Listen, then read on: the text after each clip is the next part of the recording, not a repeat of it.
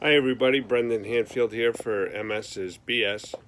It's a YouTube channel for those of us suffering from multiple sclerosis or family members of those suffering from MS, and just a place to vent, go through some of the ideas, problems we may have faced, and kind of an open forum. So after this video, if you would like and subscribe, I'd greatly appreciate it. 46 years old. I have two young children, 8 and 12. I was diagnosed at age 28. I was a police officer formerly before the MS really got bad. I went from relapsing remitting to secondary progressive. And currently I am on Rituxan, which is the generic form of Ocrevus. I've been on it for 6 years now, and my neurologist went to a symposium in Europe and found out about it. It was a drug that they found as they were treating somebody out for breast cancer. So it was an unintended consequence. The woman had breast cancer and MS. So they said, hey, this is working on the MS to calm it down. And it has. I've been on just about every single MS drug there is. I was on Copaxone for 8 years, and that stopped working. My body started rejecting it. Then I was on IVIG. I've been on interferons, which if I had to be on interferons, like I told the doctor, I'd rather be in a wheelchair because of the adverse reactions.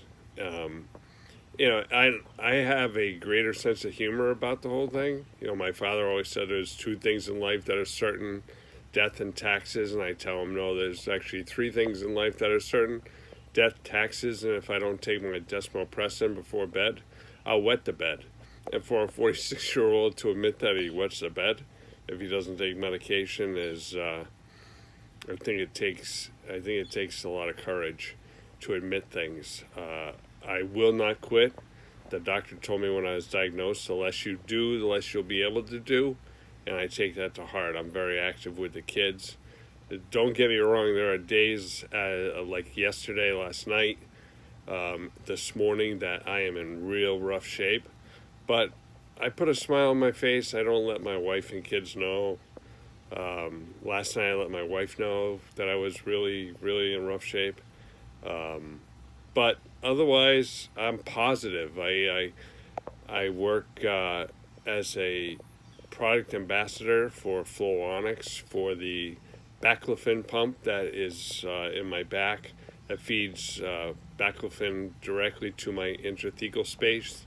I had 4 surgeries prior to that with pumps that did fail, and you just have to move on. I remember going the first time to Boston for a test dose of baclofen, intrathecal baclofen for an LP. And for those of you not familiar with the medical term, LP is lumbar puncture, spinal tap, whatever generic term you want to use. And he said, how do you not fall down? I said, I do the curtsy. I'm not afraid to admit the fact that I'm a man, and if I'm going to go fall to my right, I curtsy, and vice versa. So he said, well, that's pretty unique how you keep yourself up. I've had power chairs, canes. We go to Disney World, I have to rent a scooter because between the heat and the amount of walking, it really it does me in. But gabapentin, neuropathy, all that stuff is getting real bad. But like I said, positivity, positive energy, and a lot of people say, oh, it's a bunch of baloney. It's not. It's not bullshit at all. If you're positive, yeah, it's a tough road. And, I go by the Children's Hospital and I see kids in there that have been there for months, days, weeks, or years even, and they're fighting. If they can fight, I can fight, and the rest of us can fight. I'm not gonna fold my tent and go home. I we'll give it 110%. I'm positive that either stem cells or something is going to come around and help us out, all of us.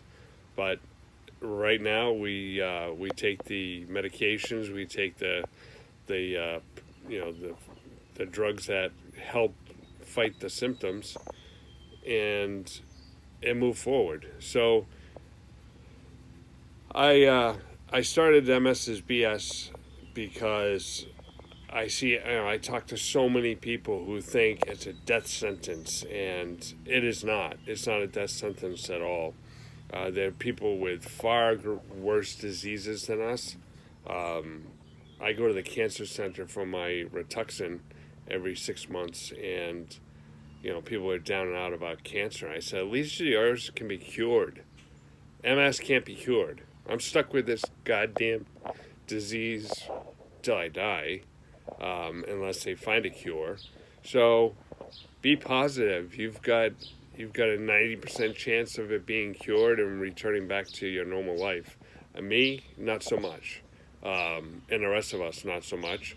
But, and the only reason I get upset is just thinking about the kids, the things that I can't do with them as much as I'd like to.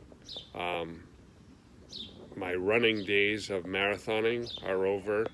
There are a lot of things that suck. You lose out on. I can't ride my motorcycles anymore.